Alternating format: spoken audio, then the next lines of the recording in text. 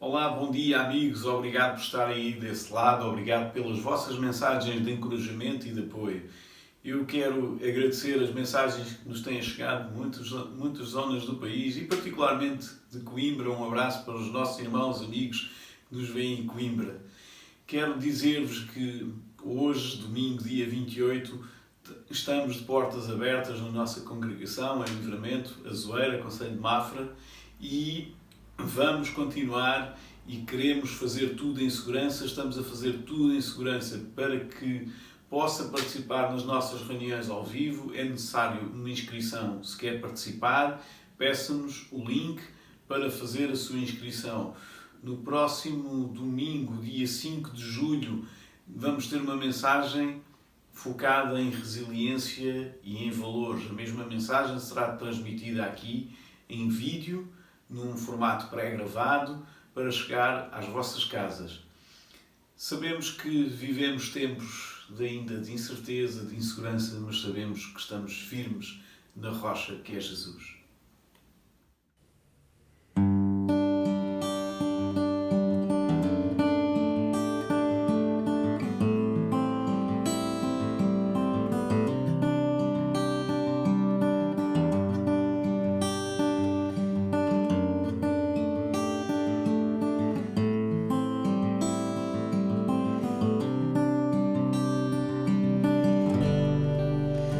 És exaltado nos céus e na terra.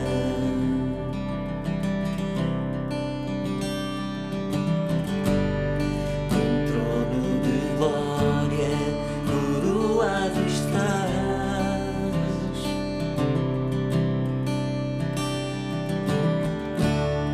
Ao som da tua voz o mundo governas.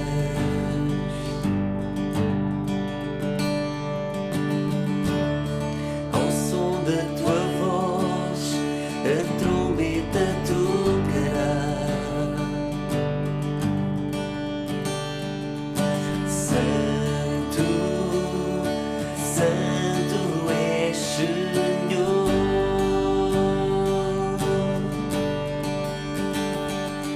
Santo, Santo és Senhor.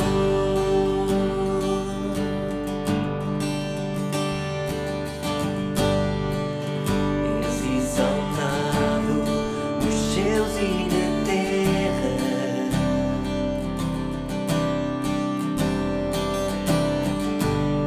Num trono de glória coroado estás.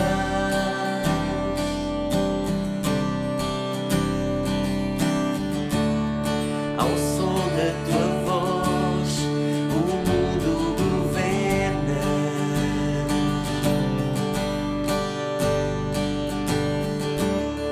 Ao som da tua voz a trombeta tocará. Santo, Santo és Senhor.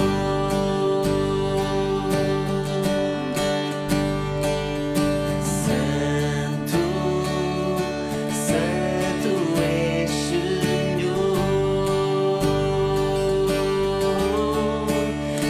Tu és majestoso, altíssimo, poderoso, Filho de Deus, Redentor, meu Salvador, Cordeiro de Deus.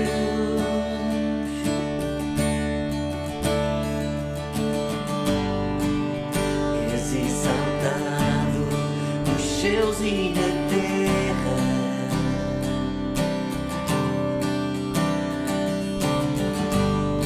Num trono de glória coroado estás.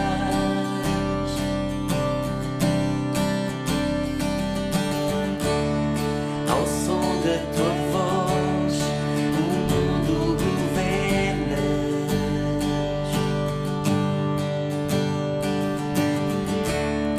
Ao som da tua voz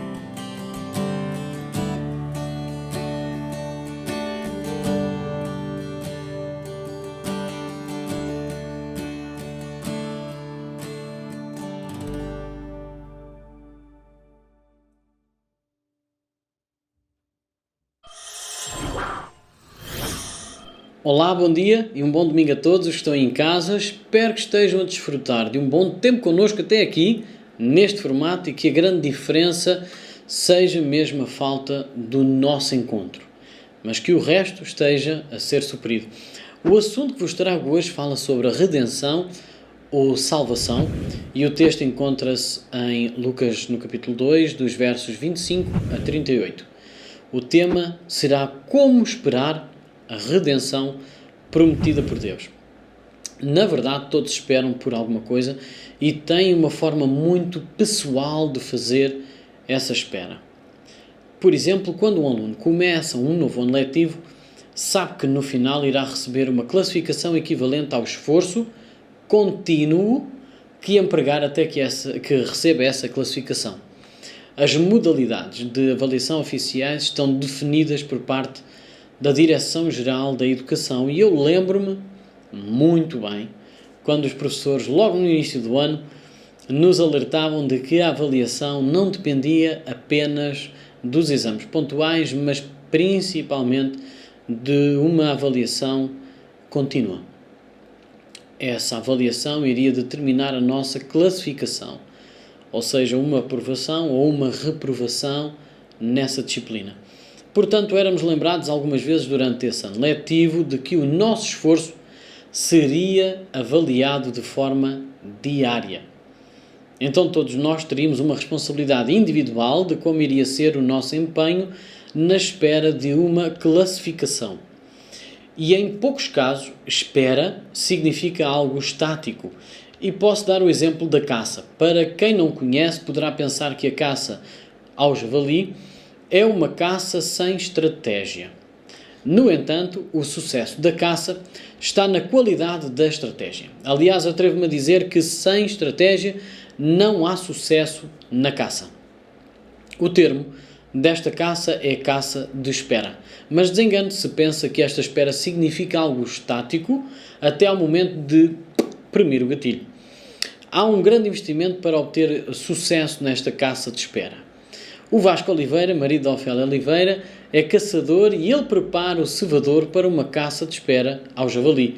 E boa parte de nós, comunidade da IEL, Igreja Evangélica do Livramento, já desfrutou de todo este esforço e investimento quase diário do Vasco.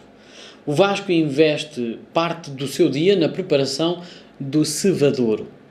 Este cevadouro é uma espécie de isca. É um lugar preparado especificamente para que o javali se sinta atraído e seguro para se alimentar e, desta forma, ficar em posição privilegiada para o caçador premir o gatilho em segurança. Há uma série de princípios que não se podem descurar para que a espera tenha sucesso. Então podemos concluir, como em tudo, não há receitas mágicas para caçar um bom javali, mas sim empenho e dedicação para a preparação da espera. Ao olharmos para o seguinte texto, iremos perceber que não há grande diferença entre as esperas existentes na nossa vida natural, ou seja, das coisas que consideramos normais, daquelas que nos são propostas e declaradas por Deus na sua palavra, aquelas que na gíria consideramos espirituais. A grande diferença poderá existir apenas no tipo de resposta que damos em relação ao que sabemos e valorizamos da parte de Deus. Isso faz toda a diferença na resposta que damos a Deus relativamente ao que esperamos dele. Vemos isso nesta passagem que apresenta um homem de nome Simeão, que ao esperar ver cumprida uma promessa da parte de Deus, de que veria o Messias antes de morrer, não esperou de forma despreocupada ou leviana, mas vemos que colocou nisso a sua prioridade e manteve-se justo e piedoso para esperar o cumprimento dessa promessa no tempo de Deus. Mostrou com o seu exemplo que o grande investimento da sua vida estava baseado no que iria receber da parte de Deus e não no que conseguiria obter por esforço humano. E também no exemplo de Ana, pela forma como se mantinha atenta e perseverante sobre as coisas que iriam acontecer da parte de Deus no tempo de Deus. Uma verdade a ter em conta neste texto é que o cristão deve esperar a redenção de Deus de forma coerente com o que receberá de Deus. E ao considerarmos o seguinte texto, aprendemos com os exemplos de Simeão e de Ana de como devemos esperar a redenção de Deus de forma coerente com o que isso representa para toda a humanidade. Como já disse anteriormente, o texto está em Lucas no capítulo 2, dos versos 25 a 38, e eu hoje vou ler na versão ARA, Almeida Revista e Atualizada, e diz assim o texto. Havia em Jerusalém um homem chamado Simeão, um homem justo e piedoso, que esperava a consolação de Israel. E o Espírito Santo estava sobre ele. Revelara-lhe o Espírito Santo que não passaria pela morte antes de ver o Cristo do Senhor. Movido pelo Espírito, foi ao templo. E quando os pais trouxeram o menino Jesus para fazerem com ele o que a lei ordenava, Simeão o tomou nos braços e louvou a Deus, dizendo: Agora, Senhor, podes despedir em paz o teu servo, segundo a tua palavra, porque os meus olhos já viram a tua salvação, a qual preparaste diante de todos os povos, luz para revelação aos gentios e para a glória do teu povo de Israel. E estavam o pai e a mãe do menino admirados do que dele se dizia. Simeão os abençoou e disse a Maria, mãe do menino: Eis que este menino está destinado tanto para ruína como para levantamento de muitos em Israel e para ser alvo de contradição, para que se manifestem os pensamentos de muitos corações. E depois, entre parênteses, nós temos ali um texto que até está antes, mas se eu dissesse, deixava de ter sentido o texto. Diz: Também uma espada traspassará a tua própria alma. Versículo 36 diz: Havia uma profetisa, chamada Ana, filha de Fanuel, da tribo de Aser, avançada em dias, que vivera com o seu marido 7 anos, desde que se casara, e que era viúva de 84 anos.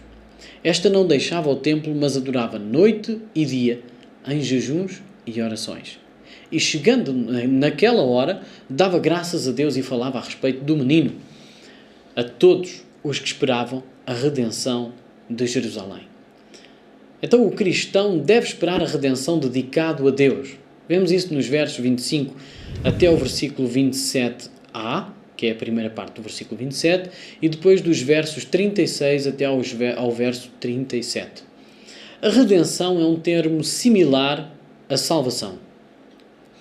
E é um termo que engloba todo o processo da salvação. Ele inclui a regeneração, a justificação, a santificação e a glorificação. A regeneração é o começo de tudo. É quando ouvimos o Evangelho e reconhecemos a nossa condição de pecadores e percebemos a necessidade de sermos justificados diante de Deus. Ora, a justificação é o ato de entregar a vida à pessoa de Jesus e de sermos substituídos por Ele na morte pelos nossos pecados e assim sermos aceites por Deus. A santificação é o processo pelo qual passamos todos os dias em que cooperamos com Deus, pelo que conhecemos na Sua Palavra e somos conduzidos por Deus num caminho de aperfeiçoamento. A glorificação é o momento final. É quando este processo é consumado e chega ao fim. Somos neste final redimidos ou resgatados para Deus, para vivermos para sempre com Ele. Agora, como esperamos esta redenção? Quando lemos no texto de forma rápida as características identificadas a Simeão, que eu assumo como uma forma correta de estar à espera da redenção, podemos não entender o seu verdadeiro significado. Justo e piedoso são as palavras atribuídas a Simeão. Estas palavras justo e piedoso raramente aparecem juntas para definir alguém, e creio que no Novo Testamento só aparecem 2 vezes juntas. O seu significado é atribuído pelo contexto onde estão inseridos. O dicionário diz que justo é algo conforme ao direito, ou conforme à razão, ou ainda adequado, ou ainda que ajusta ou assenta bem. Então vemos que o adjetivo por si só não define a que é que se adequa ou se ajusta. E neste caso será preciso definir o significado segundo o seu contexto. O contexto representa uma dedicação à lei de Moisés e aos profetas.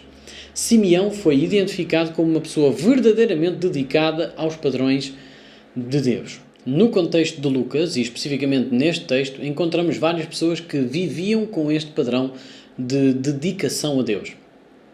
Vemos pelo contexto imediato que os pais de Jesus foram obedientes à palavra de Deus. Eles estavam ali no templo com o propósito de cumprir a lei de Deus. Eles eram de condição financeira humilde, mas obedientes.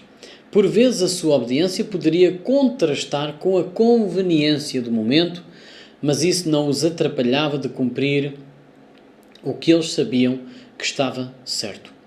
E neste texto ainda aprendemos este modo de vida com Simeão e também com Ana. O texto começa por apresentar Simeão e dá-nos algumas pistas de quem era este homem. Diz que era de Jerusalém e o seu nome era Simeão. Até aqui tudo normal e muito dentro da média.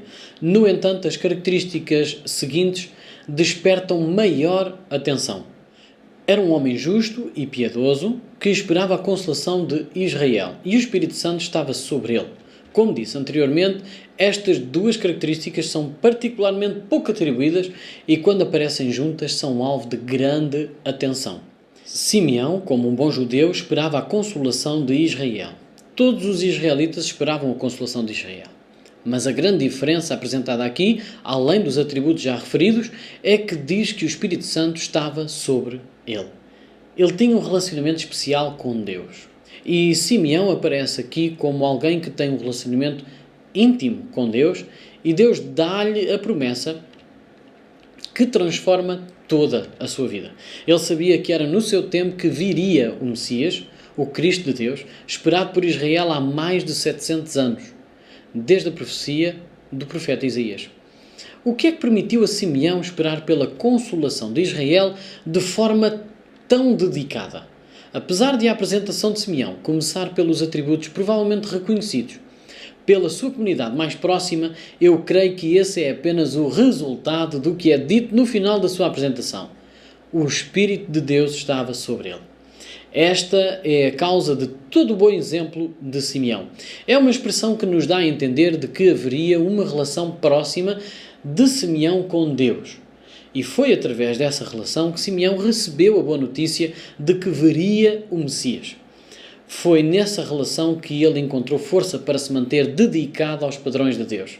A questão que eu coloco ao texto é a seguinte: é possível manter este exemplo de dedicação sem haver uma relação pessoal e íntima com Deus? Não creio que isso seja possível. Creio que a vida de Ana vem ajudar a responder e a dar força a essa resposta. Ana é considerada uma profetisa, alguém que tem revelação da verdade de Deus e faz promoção dessa verdade. Isto não quer dizer que fala de eventos futuros e que revela segredos, mas em primeiro lugar tem um relacionamento próximo de Deus e que fala e vive segundo a verdade que reconhece de Deus. E o exemplo que temos na descrição de Ana fala-nos dessa verdade. Era uma mulher dedicada às coisas de Deus e que até na sua viuvez foi um exemplo de dedicação a Deus. O texto diz que não deixava o templo, mas adorava noite e dia em jejuns e orações. Encontramos este tipo de espera de redenção dedicado a Deus na vida de Josué. Josué nasceu como escravo no Egito, juntamente com Israel. Viu a libertação do povo através da liderança de Moisés, quando tinha 40 anos. Depois disso, Josué ainda teve de esperar outros 40 anos até entrar na terra prometida por causa da forma errada que os outros israelitas esperaram a redenção. Aprendemos com Josué a forma certa de esperar a redenção. Diante dos desafios que enfrentaram, muitos outros israelitas perderam a esperança e voltaram-se para a idolatria, deixando assim os padrões que Deus lhes tinha dado. Eles tinham visto o poder e as maravilhas de Deus, mas não quiseram manter a sua esperança em Deus. Por isso não receberam a sua herança. Josué foi diferente. Ele viu tudo e decidiu pôr toda a sua confiança em Deus. A espera foi longa e difícil, mas no fim ele liderou Israel na conquista da terra prometida. Josué perseverou e recebeu a sua herança prometida e viu a sua promessa cumprida. Todos nós temos uma forma pessoal de esperar esta redenção. Encontramos nos vários exemplos que o cristão deve esperar a redenção dedicado a Deus. Avalie hoje se tem tido esta dedicação a Deus enquanto espera. O cristão deve superar a redenção com uma atitude de louvor. E vemos isso nos versos 27, na segunda parte do verso 27, até ao verso 32. E depois ainda nos versos 36 ao verso 37. E, em primeiro lugar, gostaria de dizer que atitude de louvor não é uma expressão de louvor isolada. No entanto, também é necessário referir que não existe uma verdadeira atitude de louvor com a ausência de expressões constantes que revelem essa atitude. Provavelmente a única forma de identificar uma verdadeira atitude de louvor é pelas expressões constantes que provam essa atitude. No caso de Simeão e Ana, vemos isso na sua vida diária. Começando por Simeão, essas expressões davam-lhe o título de justo e piedoso no meio da sua comunidade. Isso foi conquistado de forma diária. E no culminar da sua espera, isso traduziu-se também em palavras que na tradição cristã se identifica como o cântico de Simeão. Nesse cântico, ou nessa expressão de louvor, Simeão diz que está pronto para morrer, agora que viu ser cumprida a promessa de Deus. Ele mostra desta forma que o seu alvo maior era ver cumprida a promessa de Deus. Esse era o seu sonho. O que agrada a Deus é que nós corramos ao encontro dos seus sonhos, ao invés do que pode ser ensinado de forma muito frágil e sem base bíblica, de que Deus irá ao encontro dos nossos desejos. Vemos a mesma atitude de Simeão em Ana, e que apesar de ter ficado viúva muito cedo, e naquela tradição isso poderia ser um problema grave de superação, Ana converteu isso numa atitude de louvor a Deus. Ana ficou a ser reconhecida como uma profetisa e dedicou-se inteiramente a adorar a Deus todos os dias, com jejuns e orações. Como é que podemos entender que aquelas expressões de louvor, quer de Simeão, quer de Ana, não foram atos isolados? Bom, em primeiro lugar, porque a palavra de Deus diz. Em segundo lugar, porque os relatos de Lucas, como diz no primeiro capítulo, foram alvo de grande investigação e estavam ao alcance de todos aqueles que conheciam essa verdade refutar ou corroborar essa informação. E relativamente a Simeão está escrito que havia em Jerusalém um homem chamado Simeão, homem justo e piedoso. Ele teria alcançado esse título pela sua conduta diária e não por uma ação isolada. Era um homem que esperava a consolação de Israel com esta postura e dedicação. Relativamente a Ana, acontece o mesmo. Não foi por um ato isolado que Lucas insere o seu testemunho. Lucas, inspirado por Deus, insere este grande testemunho de Ana porque ele entrega crédito a todo o acontecimento registado. É através de vidas como estas, vidas dedicadas a Deus e com expressões constantes de louvor, que Deus conta para que a redenção preparada para muitos seja compreendida e aceita. Voltando outra vez a Josué, lembro uma das frases mais conhecidas ditas por ele. Eu e a minha casa serviremos ao Senhor. Poderíamos pensar que este é um ato isolado ou uma expressão isolada de louvor. No entanto, é apenas o culminar de muitas expressões. Como se fosse um último grito, a última declaração de louvor que ele tem em relação a Deus como líder do povo. Mas desde cedo ele mostrou que iria ser dedicado na espera de alcançar o que era prometido. Foi ele que Moisés levou quando se preparava para ir receber a lei de Deus. Já nessa altura ele era visto por Moisés como um dos seus cooperadores. Mais tarde, quando Moisés falava com Deus, na tenda do encontro, Josué mantinha-se por perto. E mesmo depois de Moisés sair da tenda do encontro para ir para o acampamento, a Escritura diz que Josué não se apartava dela. E quando chegou o momento de ser usado por Deus para liderar o povo, ele manteve-se dedicado a Deus.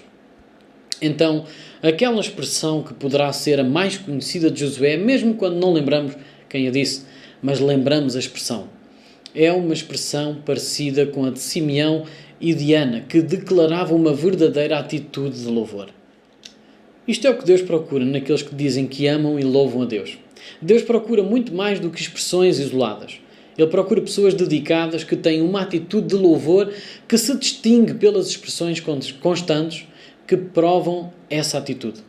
Avalie hoje se a sua espera da redenção de Deus tem este tipo de atitude de louvor. o cristão deve esperar a redenção anunciando o Evangelho, versos 30 a 35 e ainda ao 38. Falando da palavra Evangelho e ainda a origem da palavra, entendemos que no fundo trata de boas notícias. E quando falamos de boas notícias, normalmente falamos numa solução. Por exemplo, se hoje encontrassem a vacina contra o Covid-19, todos os jornais teriam notícias de última hora e tratariam essa informação como as melhores notícias de 2020. E ainda vamos a meio do ano. Então, para aceitarmos algo como boas notícias é porque o momento que estamos a passar e o que estamos a viver requer algum tipo de solução. O Evangelho são boas notícias porque são a solução para o problema de toda a humanidade em relação ao pecado. Por isso esperamos a redenção. Relativamente ao contexto das Escrituras, sabemos que o povo de Israel esperava por estas boas notícias, a redenção de Israel. No entanto, Israel pensaria que a redenção seria retirá-los da opressão dos romanos e passarem de conquistados a conquistadores ou de oprimidos a opressores. E no versículo 30, Simeão está pronto para partir porque viu a sua salvação. Isto eram boas notícias para Simeão. Mas a pergunta que se coloca é: salvo de quê? No capítulo 1 vemos Zacarias a identificar Jesus como Messias, que traria a liberdade do domínio romano e venceria os inimigos de Israel. Este era o entendimento de todo Israel em relação ao Messias. Eles pensavam que Jesus estava a vir para conquistar. E, na verdade, Jesus fará isso quando voltar pela segunda vez.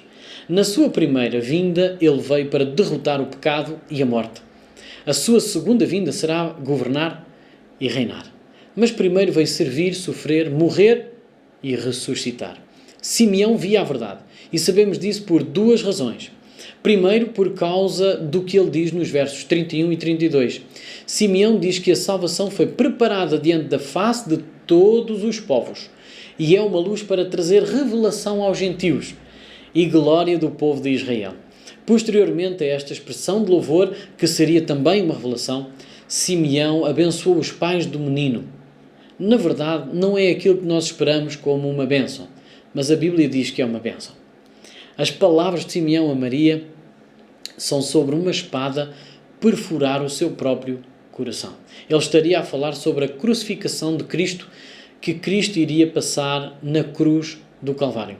Seria o evento mais trágico na vida de Maria e, ao mesmo tempo, o maior evento. Por que é que Simeão não escondeu aquela verdade para si?